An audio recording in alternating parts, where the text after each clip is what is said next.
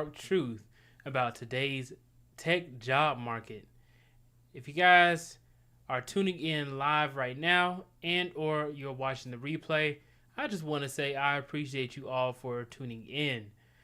So I wanted to make this video really because I went 6 months without a full-time tech job, and I learned a lot about it because like in 2024 it has been extremely difficult because of all the mass layoffs.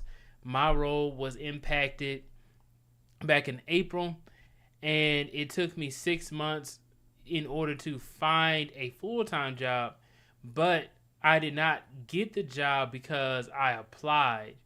It was because I had to stay active, and through posting content, the recruiter reached out to me, and then I was able to land a job through a recruiter sourcing me. So it's not one clear-cut path on how to get a job. There is so many different variables that you need to think about. So I wanted to, make this because I just spoke at Clayton State University earlier today. Spoke with the students, the computer science and information technology students there at Clayton State University right before their graduation ceremony. It was called the Launchpad cohort and presentations. So a lot of them were asking me like, hey, how do I find networking opportunities? How do I get a job after I graduate? And really, I told them, hey, you got to apply to every internship, right? But then when I thought about it, I was like, yeah, you got to apply, but that's because you don't know anybody. Because a lot of people say the saying is, it's not what you know, it's who you know. But really, it's about who knows you right now in this job market. It's going to be extremely difficult for you to be able to find positions. Well, not necessarily find them. You can look it up, and there's plenty of positions that you can find. But roles that you can actually land is going to be very difficult. Let me go ahead and pop out the chat right quick. If you guys do not know, I am participating in, I think it's called Stream Miss, where every day for the month of December, I'm putting out content. So it is the 6th day. I put out 6 different videos and or live streams just in the month of December. And I'm going to tell you, it is a grind. It can be very difficult, but I'm going through it. I'm putting out content, and that is going to help me out. Let me see. I see we got NC Worker up in the building. Appreciate you, NC Worker, for tuning in. Let me give you that number 1 spot. Coming for that number 1 spot. All right, man. Shout out to you, NC Worker. If you want to win the number 1 spot, it is the first person I see up in the chat wins the number 1 spot. All right, so I wanted to come up here and talk about it because like some of the questions that they were asking me is like, okay, well, hey, should I get certifications? And I'm like, well, certifications are awesome, right? But don't lead to you just getting a job. You don't just get a job from just getting a certification. I remember there was a lot of people just saying, oh yeah, just get the CompTIA A+, Security Plus, and Network Plus certification, and you just get the job. That's, it's almost like saying, oh yeah, just get your computer science degree. Or just go to a boot camp. You don't just get a job from just attending college or attending a boot camp or getting a certification. There's no one clear-cut way of doing it. Nobody, I guarantee you, there's nobody who's going to tell you exactly what steps 100% guarantee you get a job. They'll just say some things like, hey, study for the interview, apply for a job, speak and network with a whole bunch of different people, go to volunteer opportunities, join workforce development organizations. And there's a plethora of different things that you can do. But none of them 100% work all the time. Hopefully that makes sense to you guys. I have 6 months. Well, I have 6 years of experience working in tech. I have a computer science degree, and I had at the time over 2K connections on LinkedIn. Now I'm at closer to 5,000 on LinkedIn, but I'm over here with all these like credentials. Like I already have experience in specific technologies that companies use, and I will go into the interviews having studied. I'll know somebody who works at the company. A recruiter will source me, and then they will still say no. So you have to understand that if it's hard for people with experience and degrees to be able to get jobs right now, that you have to do something a little bit more. And I think that what we should do is rank the best ways that you should be able to get a job in today's job market, especially in tech.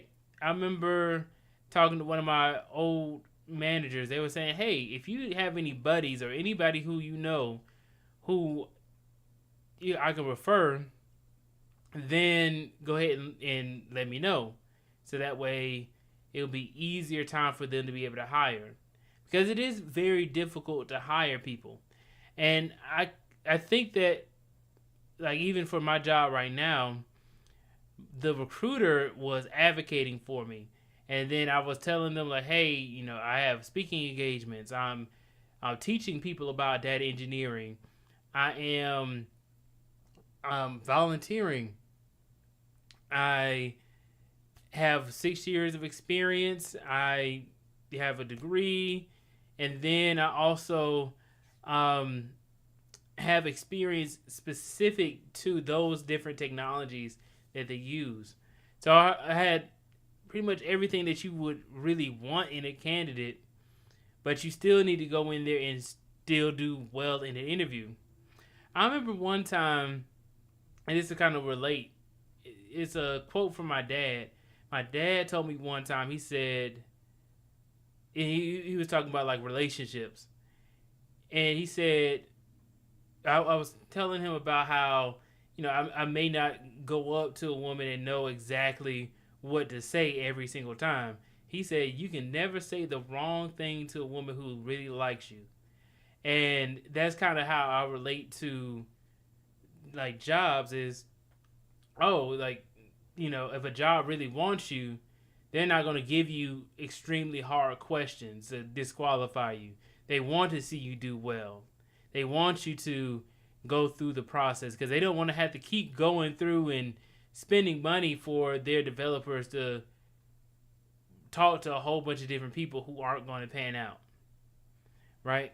So that's how I see it. And then also for like the companies that ghost you, and going back to like the relationship standpoint or the relationship topic, is that if you are going through a hard time, like let's say you're dating somebody and then you have to you're taking them out on a date, and then they make you spend like a whole bunch of money, or like you spend like $200 to get some food, or you got to spend like a few $100s to go do something just for the date. Understand that you most likely are not going to be able to get your return on investment. And that's just how it is. So if you go in there and you're trying to, get a job, and then in the interview, they making you do a whole bunch of projects, and they're making you do hacker rank and leak code questions, and they're making you do all these different types of hoops, then you most likely are not going to be able to get the job. Because that's what happened to me. I remember I interviewed for a company, and I'm not going to say the name, but it is a credit bureau. So out of the 3 major credit bureaus, you can kind of tell who I'm talking about. But I was interviewing with them, and I did 2 interviews. So I did the first interview with the recruiter, and then the second interview was with the manager, hiring manager. And then they said, okay, well, we want you to take this coding test. So I took the coding test and passed the coding test. The next thing I did that they had me do was do another interview with a different hiring manager, because the first hiring manager actually was not hiring. So the second hiring manager was hiring for a position. So I interviewed with him, and it was a terrible interview. And then they said, hey, you know what I want you to do is I want you to create a presentation slide deck of something related to this company. And then I said, okay, well, I can go ahead and do that for you. So what I did was I created the slide deck. I told the recruiter about everything. They said, okay, well, I can kind of help you to kind of guide you into what you may need to do. And then that's how I found out about seeking alphas, so that way you can see like the stock price and the earnings reports from these major companies or these publicly traded companies. That's how I heard about seeking alpha. And let me tell you that I finished the presentation deck and I never heard from them again. I reached back out, never heard from them. They completely ghosted me. I you know what I mean? Like, if I ever hear from them again, I'm never going to work with them again.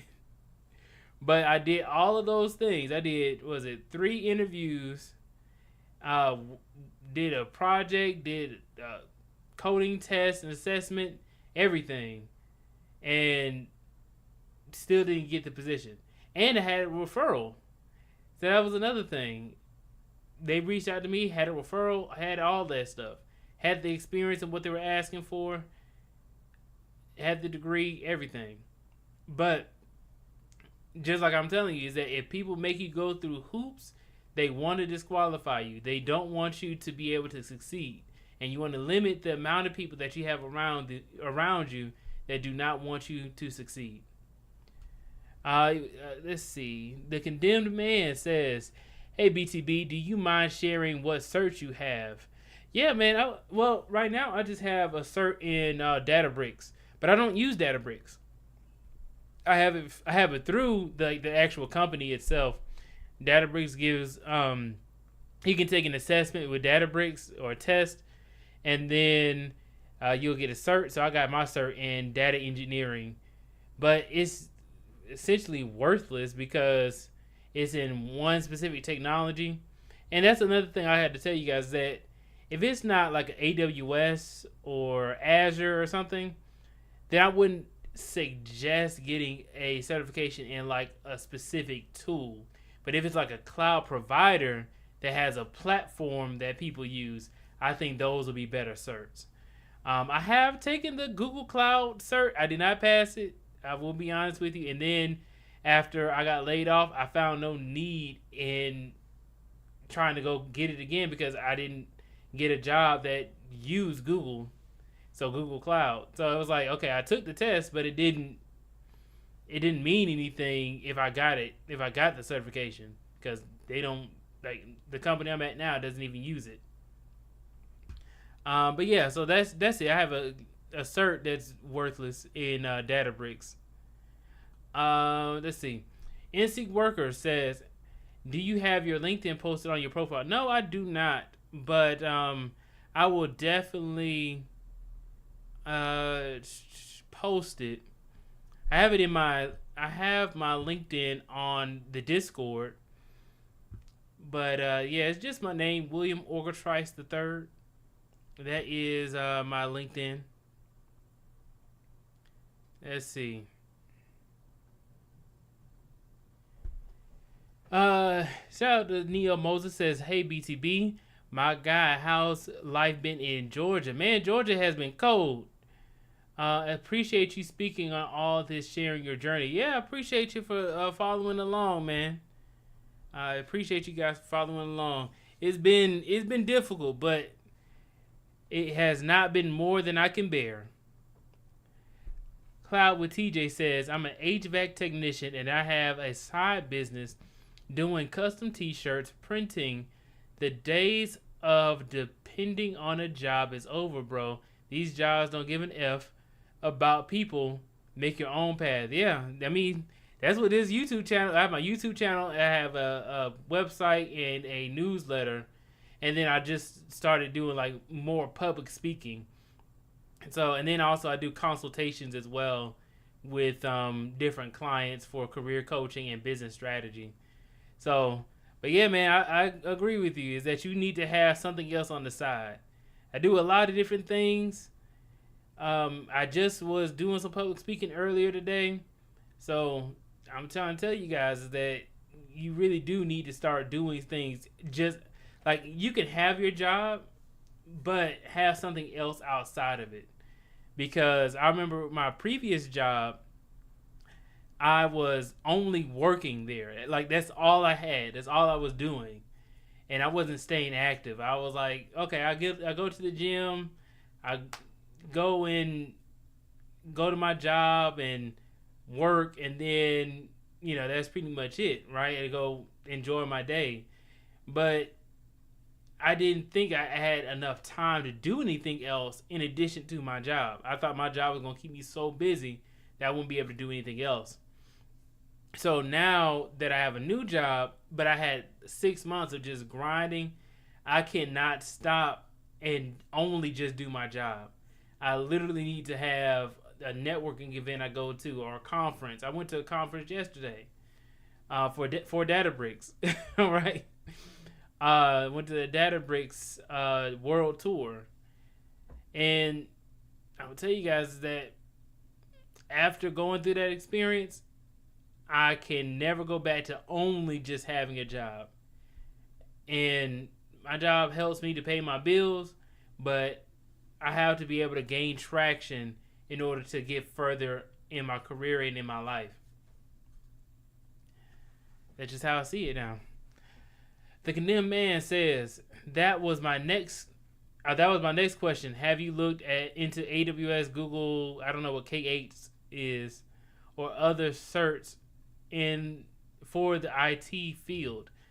Yeah, AWS does really well. CompTIA A+, Security Plus, Network Plus, they do well. They are respected. And if you're trying to find a job, CISSP is really good for people in security, in cybersecurity, but it's like one of those like higher level certs. So they have like a certified ethical hacker, which is another one. PMP does really well. The PMP cert, you can become a project manager or a technical project manager, but then also you can go anything in that realm. So you have business analyst, project manager, product manager, and program manager, and the PMP can kind of help you with that. So you can go that route as well, and that will be a good cert for really anybody in tech. I think so. I had a lot of people tell me that to get the PMP, despite being a data engineer, because they say it gives you more project management, like knowledge, like seeing how to set up a project, how like your pipelines are supposed to work and stuff like that. So I thought it was pretty interesting. But if I get a little bit further in my career, I may go either like that technical project manager, or I may go into people management, which maybe like an ultimate goal, like in corporate, maybe an ultimate goal is people management. Yeah, man. I appreciate you, man. Hopefully that helped out. But yeah, bro, so the thing that I have to tell you guys is that the truth about it, the dark truth about the tech job industry or the tech job market, is that certifications are great, right? It does help to validate your skills in a certain topic. But let's say you get a certification and then you go into a job interview and they ask you something that you didn't study for, or something that you may have studied for, but it's been a little while since you took the certification test.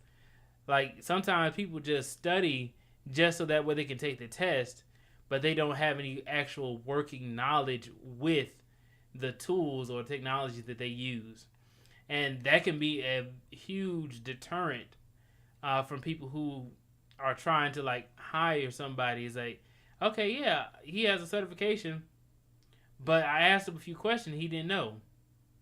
And I'm like, okay, well, it's probably because he don't have a working knowledge of it. And everything's kind of like, book. Everything's within a book, right? And there's no actual use case for you to use these technologies outside of a job. I remember this one time when I was working as an intern, and I was interested in learning about containers and containers using Docker and Kubernetes. And one of my coworkers told me, like, nah, don't like download Docker on your actual computer. There's no need for you to do that. And sometimes a lot of these technologies can be very expensive, even just to test outside of a lab environment. Because if you have a lab, everything that you know about is just in the confines of the lab. You don't know anything else outside of it. You can't really do much anything else outside of what the lab constrains for you. And it's hard to also come up with the reasoning as to why you should do some of these tasks inside of these technologies. Like, what other purpose is there to use an ETL tool if you don't have a job as a data engineer? Right? Like, extract, transform, and load. Like, if you have a tool like Apache Airflow, what would be the reason as to why you're using it for your own self, but you don't have a job and you don't have like a business that depends on it? So that's one of the things I did realize is that, and then also another thing too, is that if you think that creating projects can help you get a job, is that it can, right? Creating projects can make it seem like, okay, you take the initiative outside of school, or you take the initiative outside of just your everyday life to do something in technology. But a lot of the time, the projects that you work on don't have any real value.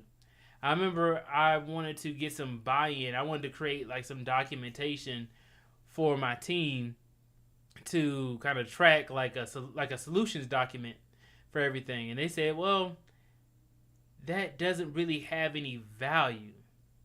I remember I said, oh, I want to create like a data dictionary. They're like, well, that doesn't really have a lot of value. And I started thinking about it. How can I do something that can give somebody the return on investment? Essentially, how can I create something that can make somebody some money? Because I remember I was talking to somebody the other day at a networking event, and he was telling me about his project, and it had something to do with healthcare and AI. And I was like, okay, cool. So you have, this project that you're doing.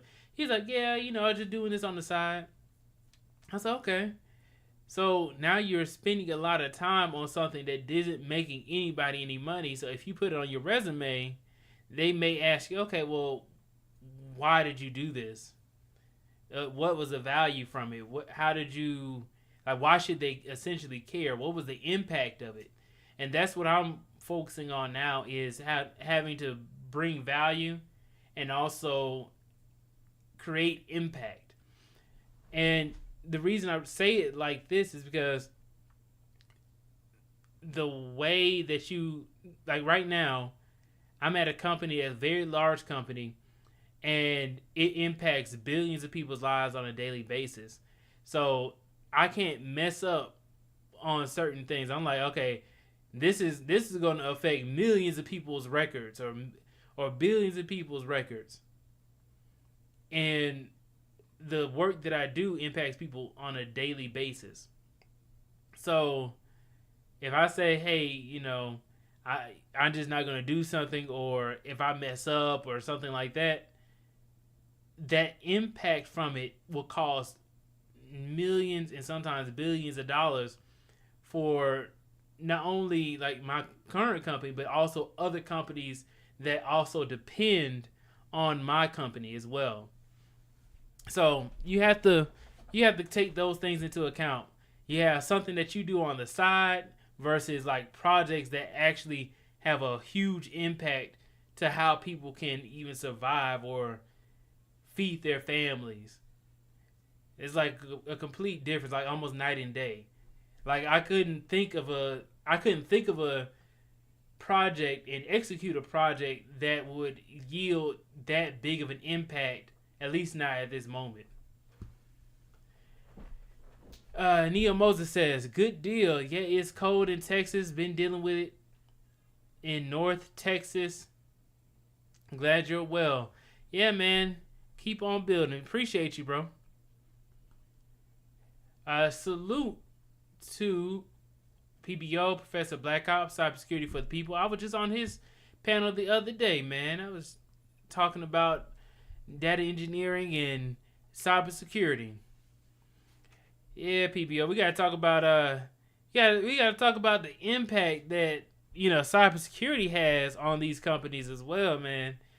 Because like cybersecurity can be like it can be both proactive and reactive at the same time. Because it's reactive in the sense that if a company gets breached or hacked, which like they have this saying where all companies have been hacked, but they just don't know it yet. And proactive in the sense of, hey, we're going to be mitigating risks before they come up. So there is a lot of nuance to cybersecurity as a discipline, and there's a lot of people who are greatly affected by cybersecurity. And honestly, I think cybersecurity, out of any other paradigm in technology, I don't think that's going anywhere. Like people are talking about, is a software engineer or software developer going to be around in a few years? And I talked to a few people about that specific topic, about computer scientists, well, not computer scientists, about software engineers and software developers. I talked about like how they're going to like go forward in this new job market with AI and outsourcing, and some of the reasons why we're seeing a lot of companies outsource these different roles is because it's very expensive to have somebody on site or in the United States and paying their salary, very expensive. And then also there's a lot of like DevOps teams that was kind of like a hard to overlap. So you have to hire people in like other countries like India, and then you have to hire people in the United States just for coverage. But then there's also a lot of redundancies as well, because sometimes people just do the same exact job, and like, hey, you're doing the same job. Well, that's why we're seeing so many layoffs right now, because there's a lot of redundancies. Do we really need to have 3 or 4 people doing the exact same thing, working on the same projects? Or the project will be different in name but have the same use case? So that's why you're seeing a lot of restructuring for these companies, these large companies. But yeah, man, I think that software engineering is going to stay, but I think there's more so going to be outsourced to other countries and other agencies and people who may or may not be in the United States, right? So, and then also you have AI, which is a tool that can increase the productivity of an engineer. I think that Amazon's CEO right now said that I can't remember the exact number, but I think it was like 7,000 developer years were saved since Amazon started using Amazon Q, their AI solution or their AI tool, LLM. So yeah, it does help out a lot for these companies to be able to use AI. I think that if you're concerned about your job right now, I believe that if you're concerned about your job right now when it comes to AI, I believe that if you learn more about AI and machine learning, then you'll probably have an easier time being able to keep a job.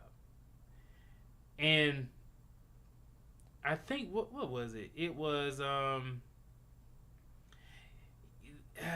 let me see, because Amazon's CEO said something along the lines of the people who should be worried about their job right now being taken are the ones who do not learn about AI and machine learning. It's kind of like this. Have you ever heard people who complain about their life? Like they complain about not being able to get into relationships. They complain about not being able to make a lot of money. They complain about not having respect from other people. And when you think about it, it's probably somebody who does not have good relationships with those different things. Like somebody who complains about women all the time probably does not have good experiences with women, as an example. So when you talk about like AI and machine learning, somebody complaining about that, it's probably because they don't really know much about it. People who are afraid of something usually comes from misunderstanding. Comes from misunderstanding, not knowing much about it. Like if you knew everything about a specific topic, you probably would not be afraid of that specific topic. Or you probably would not dislike something if you knew all about it. But yeah, man. So I don't see any other comments in the chat. Appreciate you guys for tuning in. I'm about to go ahead and close it on out. But this is 6 days into December, man. And I have another one coming up for the next few days, or the next days until the end of December. It is going to be a grind coming up with these videos. Tomorrow I'm going to be teaching the kids, the 3rd through the 5th grade kids at the Meliora hackathon. That's going to be going on tomorrow. So I'm going to be teaching them how to build a website. So I did a series of videos of me going through and teaching people how to make a website. And I did it completely free. And you didn't have to make a whole bunch of accounts or anything like that. If you ever wanted to figure out how to make a website, that is up on my page. Without having to get like a hosting service or anything like that. It's not completely simple, but it's doable for most people. Right? So you get to see like some things that you may run into, or things that may be challenging, and I solve them for you in the video series. And I'll be honest with you guys, is that the videos that have, I believe the videos that I have the most value are going to be the videos that get the least amount of views, because teaching people how to make a website for free from scratch without having to depend on anybody, I think that would be a really good video, but not that many people watched it. So it's kind of like one of those deep cuts or hidden gems that is just going to live on the channel. Yeah, guys. So let me see. Cloud with TJ says, BTB, no lie, bro. The things you brothers go through in the tech industry is wild. Yeah, man. It is wild. But you know what? I can't complain about it, because tech is still a rewarding, career path to go into. It is one of those things where I'm like, okay, I'm making some good money. I meet a lot of good people, smart people. It's way better than working in the warehouse like I was before I got a job. I will be honest with you. It is way better. I had to get up at that warehouse, bruh. Had to. It was imperative. But yeah, guys. So, alright, man. I will see you all in the next video. Please go ahead and like, share, and subscribe to the channel if you haven't done so already. And also hit that bell notification icon if you want to be notified whenever I make new videos on YouTube. That being said, guys, do not forget to build your billions.